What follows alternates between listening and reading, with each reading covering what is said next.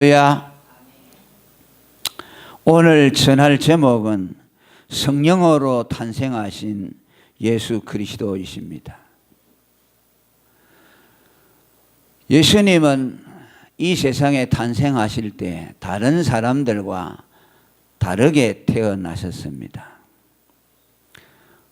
그는 아직 결혼하지 아니하는 동정녀 마리아의 몸에서 성령으로 잉태되었다고 말씀하고 있습니다. 마리아와 요셉이 혼인 서약을 하고, 서약이 아니라 오늘로 말하면 약혼이죠. 약혼을 하고 이스라엘의 예법은 1년 동안 이 시간을 두고 1년 후에 결혼을 하는 풍습을 가지고 있습니다. 그런데 혼인하기로 정해놓고 서로 떨어져 있는데 어느 날 갑자기 마리아의 몸에 이상이 생겼습니다. 그 몸에 임신을 한 징후가 나타나고 배가 불러지는 겁니다. 그게 얼마나 놀랐겠습니까? 결혼하지 아니한 처녀의 몸에 임신이 되었으니 그 이스라엘은 하나님의 율법을 엄격히 지키기 때문에 그런 사람은 그저 적결 처분하도록 그렇게 되어 있습니다. 그런데 그 남편 될 요셉이 가만히 보니까 그 배가 불러오는 것을 보니까 그 마리아를 의심하기 시작했죠. 지금 어떻게 된 일인가? 만일 그것을 발설을 하고 자기 아내 될 사람이 배가 불러온다는 것을 알리게 되면 그건 돌에 맞아 죽는 거죠. 그러니까 이 요셉이라는 사람은 아주 신중하고 경건한 사람이라고 했죠. 그래서 혼자서 고민을 하고 이걸 어떻게 할 것인가, 어떻게 할 것인가. 그렇게 하는 중에 꿈을 꾸는데 천사가 나타나서 그에게 말해줍니다. 요셉아, 두려워하지 말라. 너와 혼인하기로 한 마리아의 몸에 잉태된 것은 성령으로 잉태된 것이다. 그가 장차 택한 백성들을 구원하기 위해서 오실 메시아다라고 일러주었습니다. 그래서 그 요셉은 마리아를 보호해주고 출산할 때까지 안전하게 지켜주었습니다. 우리가 사도신경을 고백할 때도 성령으로 잉태하사 동정녀 마리아에게 나시고라고 말씀했습니다. 이것이 예수님이 보통 사람과의 출생의 차이입니다. 예수님이 동정녀의 몸에 성령으로 잉태되었다는 말은 그는 보통 사람과는 다르다는 말씀이죠. 하나님이 초자연적으로 성령으로 말미암아 예수 그리스도를 잉태하게 했으니 그분은 그냥 사람이 아니시고 하나님이시라는 것을 우리에게 말씀해 주고 있습니다. 그 마리아의 몸에 잉태된 예수님, 성령으로 잉태된 그 예수님은 마리아의 몸에 잉태되는 그 순간부터 존재하기 시작한 분이 아니에요. 보통 새 생명은 남자의 정자와 여자의 난자가 합해서 임신이 되는 거죠. 그때부터 생명이 존재하기 시작하는 것이죠. 그러나 예수님은 마리아의 몸에 성령으로 잉태된 그 순간에 비로소 존재하기 시작한 것이 아니고 그분은 본래 영원 전부터 존재하신 분이에요. 영원 전부터 존재하셨던 하나님이 어느 날 사람의 몸을 빌어서 사람으로 이 세상에 오셨다는 말씀이에요. 우리는 그것을 알아야 됩니다. 구약에 보면 멜기세덱이라는 제사장이 나오죠. 아브라함이 전쟁을 하고 돌아오는데 떡과 포도주를 가지고 나가서 아브라함을 맞이했습니다. 그런데 그 멜기세덱은 족보도 없고 시작도 없고 끝도 없고 하나님 아들과 방불하다고 그렇게 말씀했어요. 그건 예수님을 두고 하신 말씀이에요. 그 멜기세덱은 예수 그리스도를 예표한다고 우리가 해석을 합니다. 그 예수님이 인간의 몸을 입고 세상에 왔지만은 그분은 그때 비로소 존재하기 시작한 분이 아니시고 영원전부터 계셨던 분이 마리아라는 여자의 몸을 빌어서 성령으로 이 세상에 잉태되어 오셨다는 말씀입니다. 그렇기 때문에 예수를 제대로 알고 영접하는 사람들은 그 당시도 그렇고 지금도 그렇고 예수님을 그저 한 사람, 탁월한 한 존재로 모셔드리는 것이 아니라 그분을 하나님으로 영접해야 합니다. 어떤 사람들은 예수님이 성령으로 잉태되었다는 것을 이성적으로 설명하기 위해서 온갖 잡설들을 동원합니다. 입으로 차마 담기 어려운 그런 망령된 말들을 하는 사람들이 많이 있습니다. 성령으로 잉태되었다는 말은 아버지 대신으로 되었으니까 그 성령과 난자가 결합이 돼서 나왔다고 말하는 사람이 있어요. 또 어떤 사람은 월경 잉태설이라고 해서 그런 식으로 해석을 합니다. 얼마나 하나님을 모독합니까? 거기에 대해서 하나님은 우리에게 일체 언급을 하지 않습니다. 오직 성령으로 잉태됐다고 말씀하고 마리아의 몸을 빌어서 나게 하셨다고 말씀합니다.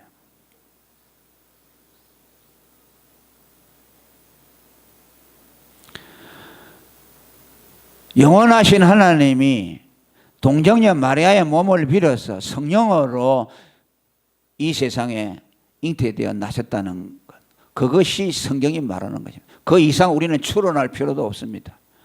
거기에 인간적인 과학적인 근거를 갖다가 자꾸 추론할 필요도 없습니다. 오직 그분은 하나님으로서 인간과 달리 성령으로 잉태되어 오신 하나님이시라는 것을 믿는 것으로 우리는 만족을 해야 합니다. 예수님이 하나님이라는 사실은 두 가지 사실을 통해서 우리에게 말합니다. 하나는 예수님이 죽으시고 3일 후에 부활하신 것을 통해서 그가 하나님이라는 것을 우리에게 증거해 주었습니다. 도마는 예수님이 부활했다는 것을 믿지 않았습니다. 어떻게 죽은 자가 다시 살아나느냐 라고 의심을 했습니다. 도마는 예수님의 12제자 가운데 하나입니다. 그 예수님의 제자 가운데 한 사람이 예수님이 죽었다가 살아나신다는 것을 분명히 가르쳐 주었음에도 불구하고 그것을 믿지 못했습니다. 예수님이 그 의심하는 도마에게 나타나서 자기의 손과 옆구리의 못자국을 보여줍니다. 예수님이 십자가에 달릴 때 손에 박힌 그 못에 구멍이 난 손바닥과 창이 찔린 옆구리를 보여주면서 내가 죽었다가 다시 살아난 예수라고 그에게 말씀했습니다. 그럴 때에 도마가 뭐라고 했습니까? 나의 주 나의 하나님이여 라고 요한복음 20장 28절에 말씀합니다. 예수를 보고 하나님이라고 고백을 했습니다. 또 하나가 바로 오늘 성령으로 동정녀의 몸에 잉태되어 나신 그 사실이 예수가 하나님이라는 것을 우리에게 말씀해 줍니다. 그래서 이것을 오늘 성경은 표적이라고 말하죠. 너희에게 한 표적을 보여줄 테니 처녀의 몸에서 그리스도가 날 것이라고 말합니다. 무슨 표적을 보여준다는 말입니까? 하나님이 인간의 몸을 입고 인간되어 오시는 이적을 보여준다는 것이죠. 하나님이 인간의 몸을 입고 온다는 것은 이적 중에 이적이죠. 그래서 그것을 표적이라고 하는 거죠. 그 다음에 두 번째로 동정녀 마리아에게 성령으로 탄생했다는 말은 그가 무죄하다는 뜻입니다.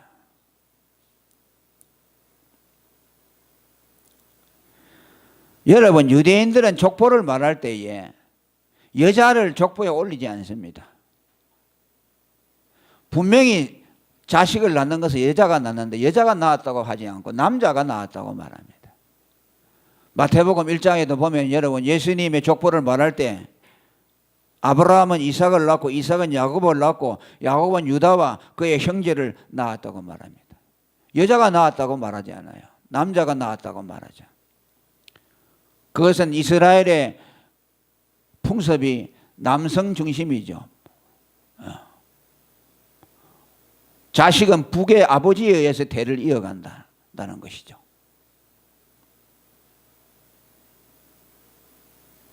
그래서 여자가 아이를 낳았다는 말을 잘 안 씁니다. 그런데 유독 예수님은 여자에게서 낳았다고 말합니다. 마태복음 1장 16절에도 보면 마리아에게서 그리스도라 칭하는 예수가 나신다고 말합니다. 뜬금없이 여자 이름 마리아가 등장합니다. 마리아에게서 예수가 났다고. 아브라함은 이삭을 낳았다고 말했는데 마리아에게서 예수가 났다고 말합니다. 지금까지 족보를 다 무시해버리는 것이죠.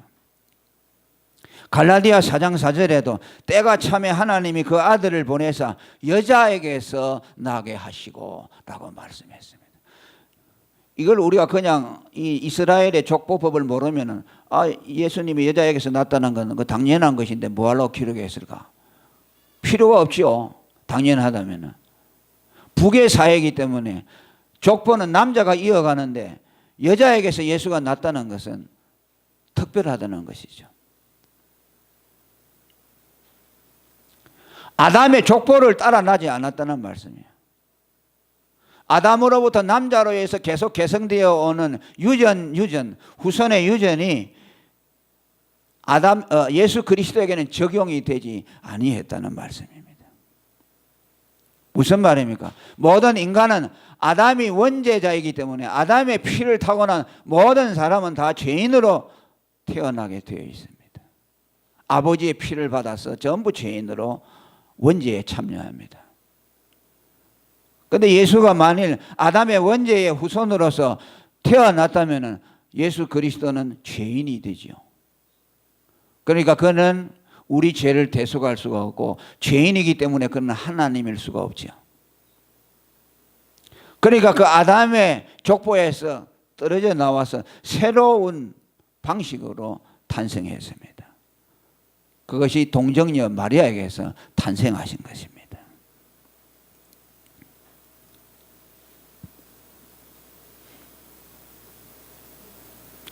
인류의 머리로 세운 아담과는 상관없이 태어났다는 말이죠. 아담의 원죄를 유전받아 나지 아니했다는 말씀입니다.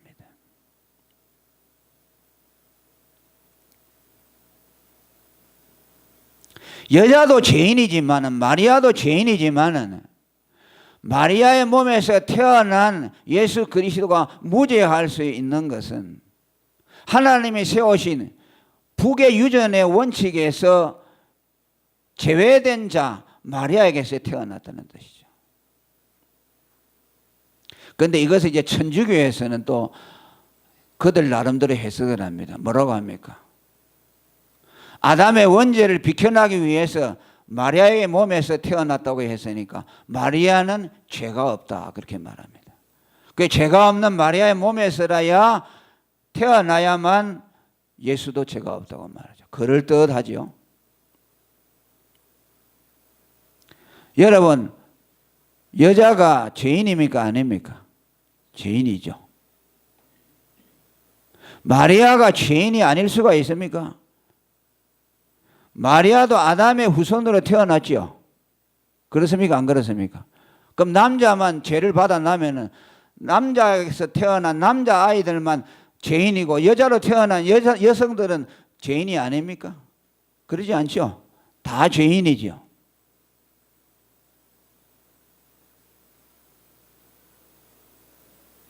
하나님은 마리아에게서 예수가 태어났음에도 불구하고 무죄할 수 있었던 것은 마리아가 죄가 없는 무죄한 자이기 때문이가 아니고 하나님이 세워놓으신 유전의 법칙에 의해서 죄가 남자에 의해서 유전되도록 했기 때문에 아담에게 하와에게서 마리아에게서는 죄를 묻지 않았다는 뜻입니다. 죄가 없다는 뜻이 아니고 죄를 묻지 아니했다는 뜻입니다.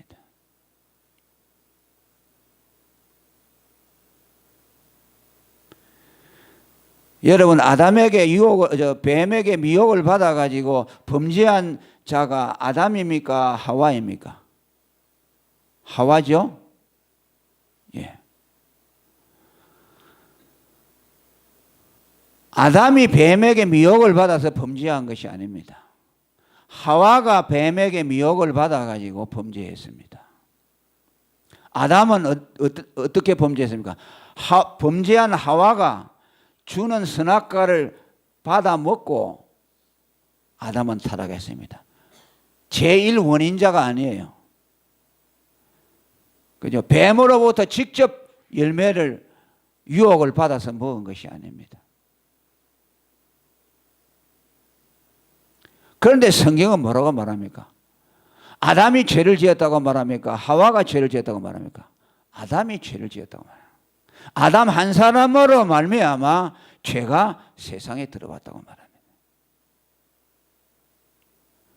하와가 죄를 안 지었다는 말이 아닙니다. 하와가 죄를 지었음에도 불구하고 인류의 머리를 아담으로 세웠기 때문에 죄의 유전은 남자에 의해서 유전되어 개성되도록 했기 때문에 하와가 최초의 범죄자임에도 불구하고 하와를 원죄자라고 말하지 않았어요.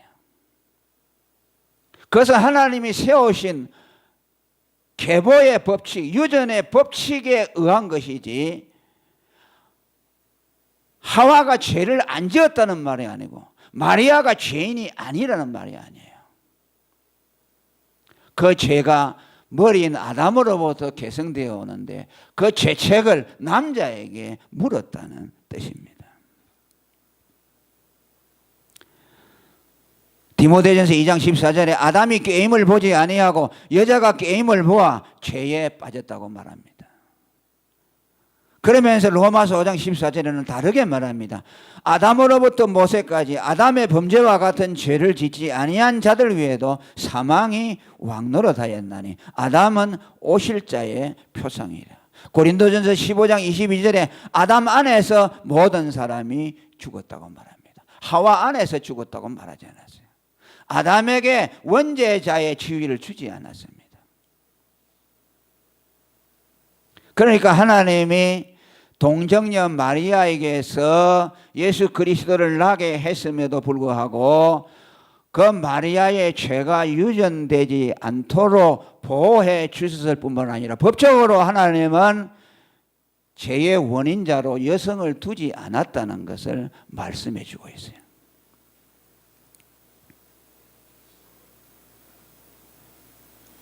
창세기 3장 15절에도 예수 그리스도가 여자의 후손으로 날 것을 말씀합니다. 내가 너로 여자와 원수가 되게 하고 너의 후손도 여자의 후손과 원수가 되게 하리니 여자의 후손은 내 머리를 상하게 할 것이라고 말합니다. 여자의 후손은 예수 그리스도를 말씀하죠. 이미 타락하고 난 직후에 아담과 하와가 타락하고 난 직후에 하나님이 사람의 몸을 입고 여자의 몸에서 무죄한 자로 태어날 것을 이미 그때 예언되었어요. 얼마나 오래됐어요. 하나님이 사람 되어 여자의 몸에서 태어날 것이 바로 범죄한 직후에 하나님이 약속해 주셨어요. 그러니까 그것이 예언이 성취된 거죠. 여러분, 하나님이 사람의 몸을 입고 이 세상에 여자에게서 태어난다는 것은요, 그냥 된 것이 아니고 바로 원시복음에 예언되어 있고 수많은 선지자들을 통해서 그렇게 탄생할 것을 약속했어요. 오늘 읽은 22절의 말씀도 이렇게 말씀합니다. 이 모든 일에 된 것은 주께서 선지자로 하신 말씀을 이루려 하심이니 보라 처녀가 잉태하여 아들을 낳을 것이요 그 이름은 임마누엘이라 하리라고 말씀했습니다. 이사야 7장 14절에 예수님이 오시기 전에 수백 년 전에 이사야 선지자도 동일한 말씀을 합니다. 주께서 친히 징조로 너희에게 주실 것이라. 보라 처녀가 잉태하여 아들을 낳을 것이요 그 이름을 임마누엘이라 하리라. 할렐루야. 어찌 이리 똑같은 말을 할 수가 있을까요? 이번 주일에도 말씀했죠. 하나님이 왜 나를 버리시나이까 다윗이 고백한 것이요. 그것이 예수님에 대한 말씀이죠. 600년 이후에 예수님이 십자가에서 그대로 하신 말씀이에요. 다윗과 예수님은 뭐 만나본 적이 있습니까? 없잖아요. 그런데 다윗이 예언한 것이 예수님의 십자가상에서 그대로 이루어졌어요. 이사야가 수백 년 전에 예언한 그것이 예수님에게서 그대로 성취가 되었습니다. 이사야 9장 6절에도 말합니다. 이는 한 아기가 우리에게서 낳고 한 아들을 우리에게 주신 바 되었는데 그 어깨에는 정사를 메었고 그 이름은 기묘자라 모사라 전능하신 하나님이라 영존하시는 아버지라 평강의 왕이라고 말합니다. 한 아기가 낳는데 그분이 뭐라고 그랬어요? 전능하신 하나님이라고 말합니다. 아멘. 사람의 몸을 입고 성령으로 여자의 몸에서 난 그분이 전능하신 하나님이고 영존하시는 아버지라는 것이죠. 예수님이 하나님이시고 아버지라는 거죠. 여호와의 증인들은 이 말씀을 어떻게 해석할지 몰라요. 아버지가 어떻게 아들이 될 수 있느냐? 삼위일체를 부정하죠. 성경에는 예수를 아들이라고 했고 하나님을 아버지라고 했으니까 어떻게 그거 둘이 같을 수가 있느냐? 성경이 오늘 말하고 있지 않습니까? 그는 한 아기가 낳았어요. 그는 영존하시는 하나님이요. 할렐루야. 또 뭐라고 했어요? 영존하시는 아버지라. 삼위일체를 말씀하는 거죠. 성부, 성자, 성령 하나님은 한 분이신데 삼인격으로 계시는 그 2위이신 하나님 성자께서 인간의 몸을 입고 오신 그분이 예수 그리스도. 보이지 않는 하나님이 보이는 모습을 입고 이 세상에 오신 것입니다. 그러므로 우리는 예수 그리스도의 탄생이 예언되었다고 하는 말씀은 그분은 하나님이라는 것을 우리로 하여금 믿을 수 있게 합니다. 성경에 여러분 예수 그리스도 외에는 예언한 말씀이 없습니다. 그분이 베들레헴에서 태어나실 것이고 아브라함과 다윗의 자손에게서 태어날 것이고 그가 여자의 몸 동정녀의 몸에서 탄생할 것이고 그가 죽은 지 3일 만에 부활할 것이고 전부 성경대로 되었다고 말합니다. 성경에 예언된 것은 하나님 외에는 없습니다. 누가 개인에게 대해서 앞으로 그가 이렇게 태어날 것이라고 말해진 사람이 있습니까? 그가 탄생의 모습이 성경에 예언되었다고 하는 말씀은 그가 하나님이라는 것을 우리에게 말씀해 줍니다. 오늘 저와 여러분은 예수 그리스도를 완전하신 하나님과 사람으로 영접하시기를 축원합니다.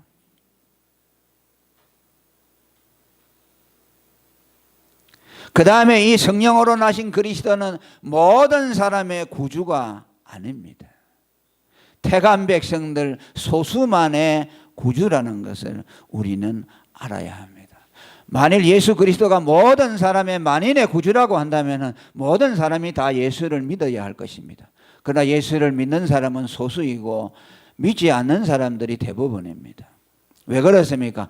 그분은 이 세상의 소수의 택한 백성들만을 위해서 오신 분이기 때문입니다. 오늘 21절에 이름을 예수라 하라 이는 저가 자기 백성을 저희 죄에서 구원할 자이심이라고 말씀합니다. 자기 백성이라는 말로 한정지었습니다. 자기 백성을 저희 죄에서 구원할 자이심이라. 만인을 위해서 모든 인류를 위해서 구원자가 되신 분이 아니라는 말씀입니다. 성경에는 그래서 자기 백성이라는 말을 많이 씁니다. 시편 33편 12절에도 여호와로 자기 하나님을 삼은 자는 복이 있다고 말합니다. 이들을 향해서 성경은 하나님의 기업으로 빼심받은 백성이라고 말합니다. 하나님이 자기 소유로 따로 분리해 내었다는 말씀입니다. 하나님은 모든 사람을 사랑하지 않습니다. 하나님이 자기의 아들로 선택한 그 사람들만을 하나님은 사랑합니다. 그들만을 위해서 예수 그리스도를 세상에 보내어 십자가에 죽게 했습니다. 그래서 너희는 내 백성이다. 너희는 내 것이다. 너희는 세상에서 나와서 따로 있거라. 부정한 것을 만지지 말라. 너는 나의 택하신 족속이요 왕 같은 제사장이라고 구별지어서 말씀합니다. 오늘 저와 여러분은 예수님의 특별한 사랑을 받은 사람들입니다. 자기 백성이라는 그 카테고리 안에 들어있는 사람입니다. 하나님은 오직 그의 백성들의 섬김을 통해서 영광을 받기를 원하십니다. 이 세상에 많은 사람이 있지만 소수만이 하나님을 섬깁니다. 그들이 드리는 헌신을 받기를 원합니다. 그리스도의 백성이 아닌 자들로부터 헌신을 받기를 원하지 않습니다. 아니, 그들은 하나님을 섬길 수가 없습니다.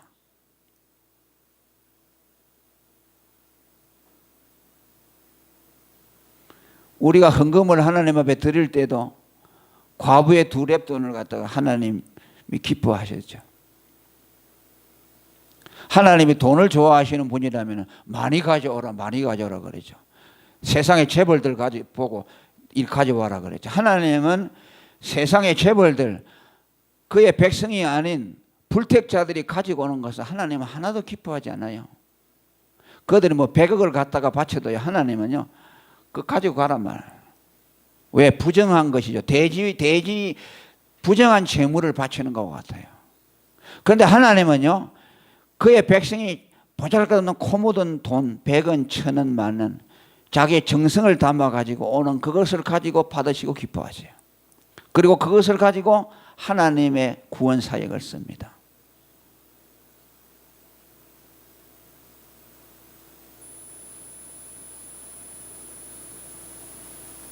그래서 우리가 예수 믿는 사람은요, 하나님을 정성을 다해서 섬겨야 됩니다. 하나님은 세상에 부자들이 많지만 내가 드리는 조그마한 이걸 하나님이 원하시는구나. 아멘. 그래서 여러분들 교회 주일날 나올 때는요, 헌금을 정성을 다해서 하시길 바랍니다.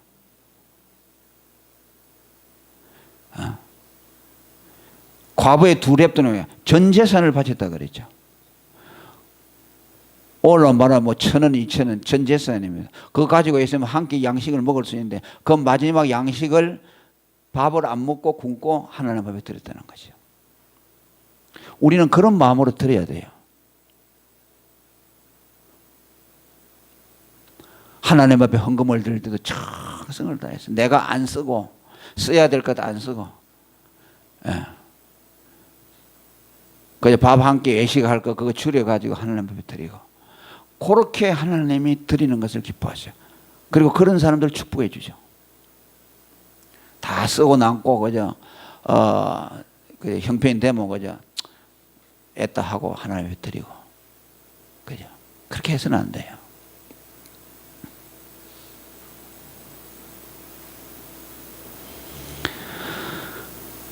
하나님은 수많은 사람이 있지만 그 가운데에서 창세전에 그리스도 안에서 자기의 소유로 자기의 자녀로 택해놓은 사람들이 있어요.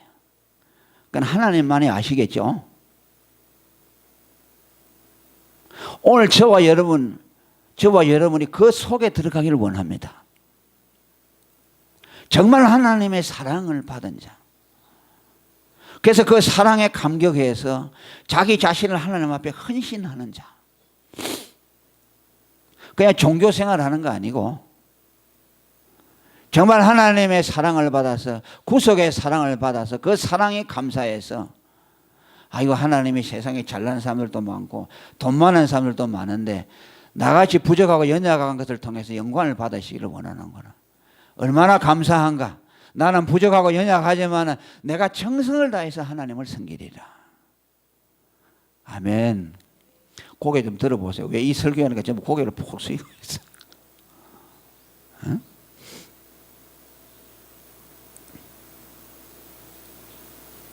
여러분을 구별 때 하나님 앞에 드려야 돼요.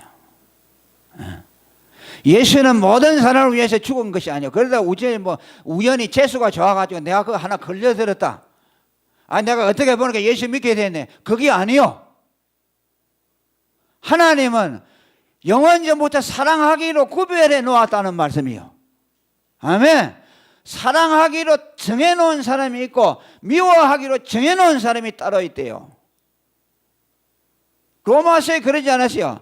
야곱은 사랑하기로 작정했고 에서는 미워하기로 작정했다. 언제부터? 그들이 태어나기 전부터, 그들이 선과 악을 행하기 전부터 하나님은 사랑할 자 미워할 자를 딱 구분해 놨어요. 어떻게 보면 하나님은요, 편애하시는 하나님이요, 모든 사람을 두루 사랑하시는 분이 아니요, 불의한 자들에게도 태양을 비춰주고 비도 내려주고 일반 은총은 다 줘요. 그러잖아요. 돈 벌어 먹고 살고 건강 주고 결혼하게 하고 이런 일반 은총은 불신자 신자를 구별하지 않고 다 줘요. 왜? 하나님이 자기가 만든 피조물이기 때문에 기본 책임은 다 지시는 거예요. 하나님이 그 책임 안 지면은 창조주가 아니죠. 그러나 특별한 사랑이 따로 있어요. 그 사랑이 뭐냐? 그 아들을 주신 사랑이요. 그들을 위해서 예수님을 보내준 그 사람들이 있어요. 그 사람이 창세전에 하나님의 사랑을 입은 사람이에요. 그래서 뭐라 하니까 그리스도 안에서 하나님의 사랑을 입은 자들아 라고 말합니다. 하나님의 사랑은 어디 안에 제한되어 있느냐? 그리스도 안에 제한되어 있어요. 그리스도 안에서 받은 사랑을, 하나님의 사랑을 받은 사람이라고 하는 겁니다. 그런데 많은 사람들이 이 사랑을 모르고 세상적인 일반 은총을 받은 그거 가지고 사랑의 잣대를 삼죠. 그건 사랑이 아니죠. 열심히 노력하면 다 잘 살아요. 예수 안 믿는 사람이라고 해서 뭐 하나님이 농사 짓는 사람한테 이 불신자 노예니까 비가 안 내리게 합니까?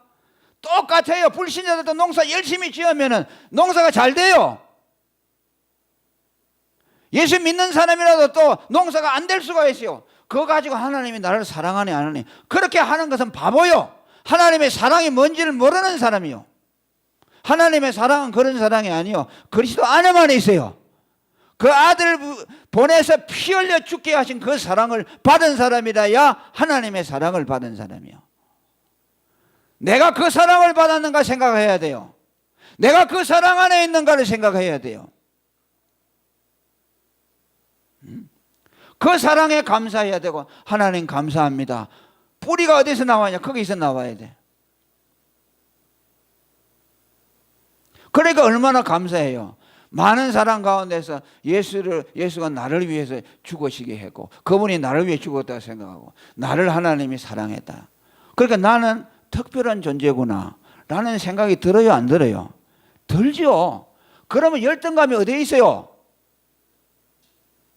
내가 하나님의 특별한 사랑을 받았다 그런 사람한테는 열등감이 있을 수가 없어요. 자부심이 있죠. 누가 뭐라고 하더라도 나는 하나님의 사랑을 받은 사람이야. 그러니 내 마음속에서 용기가 생겨나고, 겉으로 드러나는 거 가지고 그거 가지고서 그저 주일날 나와서도 그저 헌금 드릴 때도 복채 내듯이 그냥 아이고 하나님 이거 먹고 복이나 주시오 하고, 그렇게 하면 안 돼요. 주님 나를 구원해 주셔서 감사합니다. 내가 가진 것이 많아 없어서 난 다 드려야 되겠지만 요거밖에 못 드립니다 하나님. 그런 마음으로 드려야 돼요.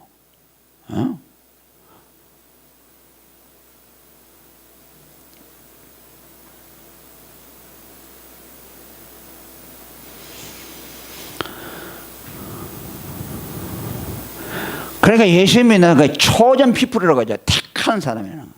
그 말씀 속에는요 굉장한 자부심의 초전. 자, 여러분도 뭐 대통령이 누구를 탁 해가 택했다, 그 무슨 비서관으로 택했다. 대단하죠, 자부심이. 우리는 하나님의 초전 피플입니다. 아멘. 하나님의 택함을 받은 사람이요, 하나님의 특별한 사랑을 받은 사람이에요.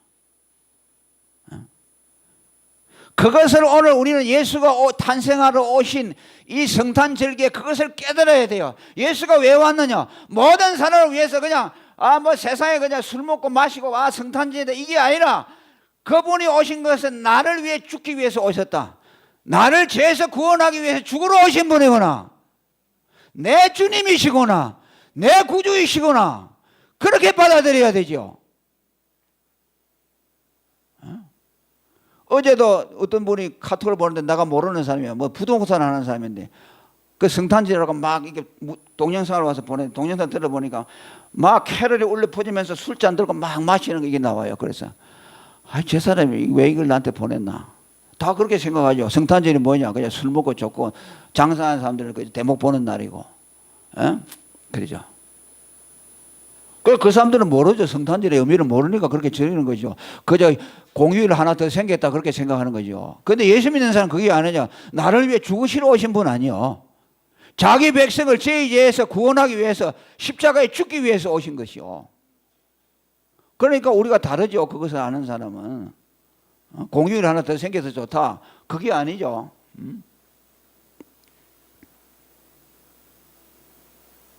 내가 하나님의 특별한 사랑을 받은 사람이다. 그리스도를 영접할 때 그런 마음으로 영접해야 돼. 그 다음에 마지막으로 하나, 시간이 많이 갔습니다만, 임마누엘이라는 이름이죠. 이건 뭡니까? 하나님이 우리와 함께 계신다는 뜻이죠. 그리스도의 이름이 두 개입니다. 예수라는 이름이 있고 임마누엘이라는 이름이 있습니다.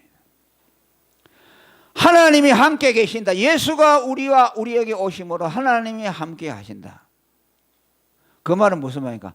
예수가 오기 전에는 하나님이 인간과 함께 할 수 없었다는 것이요. 예수가 오심으로 하나님이 우리와 함께 했다. 함께 하게 됐다. 그 말이에요. 여러분, 하나님이 인간을 창조했잖아요. 창조했지만 이 세상에 올 수가 없어요. 하나님이.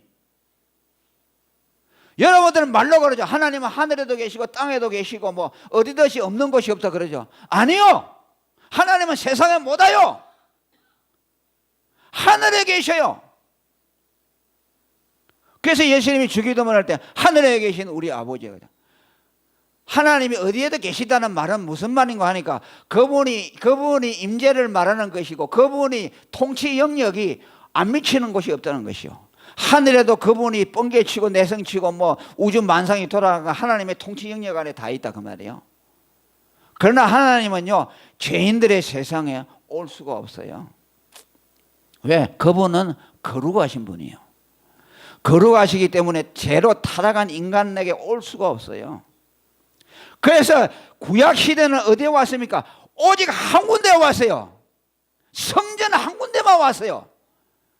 성전 중에서도 지성소, 속죄소 위에 송아지의 피를 뿌리놓은 그곳에만 하나님이 와서 그곳에 들어간 제사장만이 하나님을 만났어요. 아멘. 그거 외에는 안 났어요. 그게 뭐라고? 그곳에서 내가 너희와 만나리라 그랬어요. 아멘. 무슨 말입니까? 지성소 위에 피가 뿌려진 그곳에서만 너희 인간들이 나를 만날 수 있다. 다른 곳에 못 만나요. 그러니까 뭐요? 그 피가 뿌려진 것은 뭐냐면 예수님이 십자가에서 흘리실 피를 말씀하는 것이요.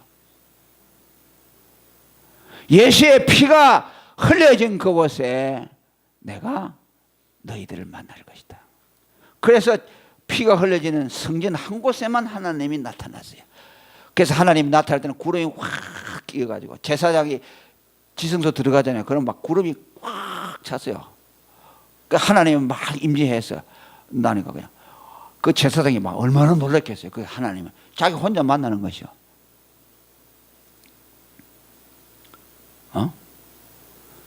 그러잖아요. 그러니까 그런데 어떻게 됐어요? 좀 있다가 성전이 파괴돼 버렸잖아요. 적들에 의해서 성전이 함락돼. 지금도 여러분 예루살렘에 가면 그 성전의 한쪽 벽 무너진 데만 거기 예루살렘 그 이스라엘 땅이죠. 거기 가서 벽에다 대놓고 막 그 랍비들 이스라엘 유대교도들이 막 이렇게 하죠. 그 나머지 부분은 팔레스타인 사람들이 차지했죠. 그러니까 그 사람들은 그곳에서만 하나님을 지금 만난다고 생각하는 거죠. 그러니까 거기 가서만 막 기도하는 거죠. 이스라엘 사람들이 옛날에 거기서 만나줬으니까. 그러면 하나님 왜 성전을 파괴했겠어요? 이제 성전에서 안 만난다는 말이요. 성전의 속죄소에서 만나는 것이 아니고 다른 방법으로 만났다. 그 피를 흘리신 주인공이 이 세상에 왔다 그 말이에요. 그분이 누구? 예수님이요. 아멘. 그래서 예수님이 뭐라고 했어요? 성전된 자기 육체. 예수님이 뭐라고 했어요? 그 성전이 무너지기 전에 이 성전을 내가 무너뜨려 버리고 3일 만에 다시 건축하려고 그래요. 그러니까 옆에 유대인들이 보고 저 성전은 46년 동안 걸려서 지은 건데 저걸 무너뜨리고 3일 만에 진다고. 저 또라이라고 그랬죠. 예수님을 보고. 그게 뭐라고? 예수님이 성전된 자기 육체를 가리킵니다. 예수님이 죽으시고 3일 만에 살아날 것을 성전이 무너지고 다시 준공된다는 뜻이요. 그건 무슨 말입니까? 예수님이 성전이라. 아멘. 예수님에게 오면 하나님을 만날 수 있다고 말이에요. 예수님이 성전의 속죄소와 같다고 말이에요. 그분이 예수님이 피를 흘려서 흘린 사람만이 하나님을 만날 수 있다. 그 피가 뿌려져 있는 사람, 지성소에 피가 뿌려진 그곳에만 하나님이 나타나듯이 예수님의 피가 뿌려진 그 사람, 여러분들에게 피가 뿌려져야만 하나님이 여러분들에게 온다고 말이야. 여러분들에게 피가 뿌려지지 않으면 하나님을 만날 수 없어요. 영원히 못 만나요. 하나님을 기도한다고 만나는 것이 아니요, 하나님을 환상 중에 본다고 해서 만나는 것이 아니요, 예수님의 피가 뿌려져야 돼요. 그래야 하나님이 여러분들이 오는 것이요. 그래서 뭐야? 예수님은 임마누엘이라, 하나님이 우리와 함께한다. 예수님의 피가 뿌려진 곳에 하나님이 함께한다. 피가 뿌려져 있대. 여러분들의 영혼 속에 예수의 피가 뿌려져 있대. 그렇지 않으면 하나님을 만나버려. 영원히 하나님을 볼 수 없어요. 종교생활 해서 안 돼요. 여러분들의 예수님의 피가 여러분들에게 뿌려졌다는 걸 믿으면 그렇게 살 수가 없어요. 예수님이 여러분을 위해 죽었다는 것을 믿는다면 지금처럼 그렇게 살 수가 없어요. 예수가 당신을 위해 죽었는데 그렇게 살 수가 있어요? 하나님이 인간의 몸을 입고 당신을 위해 죽어줬는데 그렇게 살 수 있어요? 당신 본질로 살 수 있어요? 당신을 위해서만 살 수 있어요? 있어요, 없어요?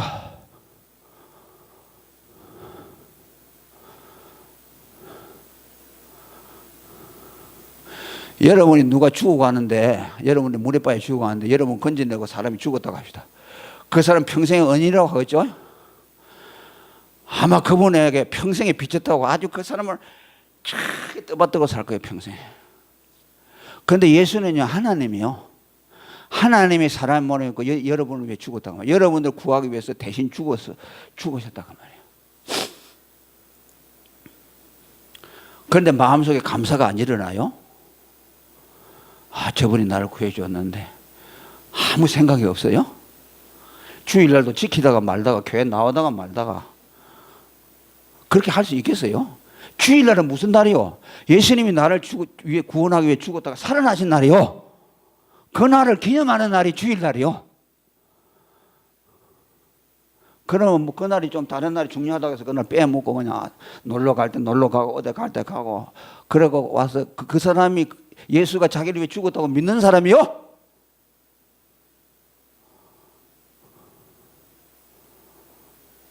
예수가 자기를 위해 죽었다고 믿는 사람이 그런 식으로 신앙생활을 할 수가 있어요?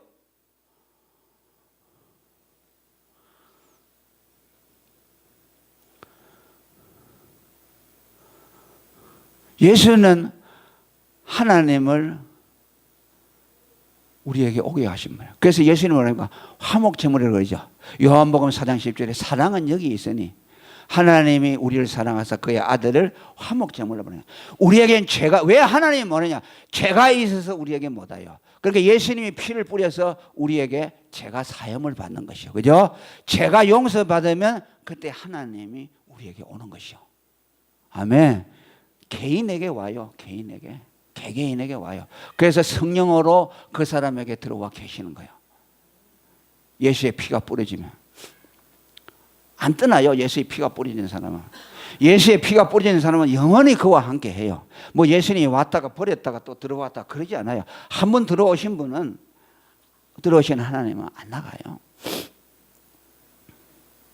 그게 뭐야? 예수님이 세상에 오신 목적이에요.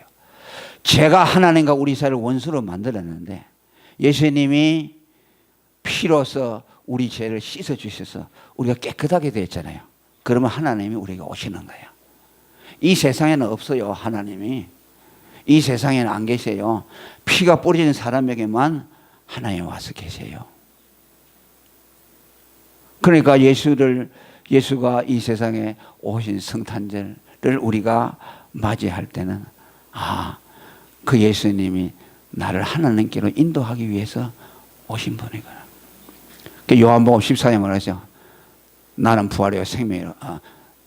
나는 길이요 진리요 생명이니 나로 말미암지 않고는 아버지께로 갈 자가 없다. 예수를 통하지 않고는 하나님을 만나는 길이 없어요. 그래서 여러분들은 이 예수님의 오신 날, 이 예수님이 왜 오셨느냐? 죄로 인해서 하나님 앞에 나아갈 수 없는 우리를 하나님께로 이끌기 위해서 오신 분이에요. 나로 하여금 이제 그저 사람의 차원에만 있던 데서 하나님을 모시는 사람으로 만들었다. 놀라운 일이죠. 인간이 하나님을 모시는 사람이 됐어요.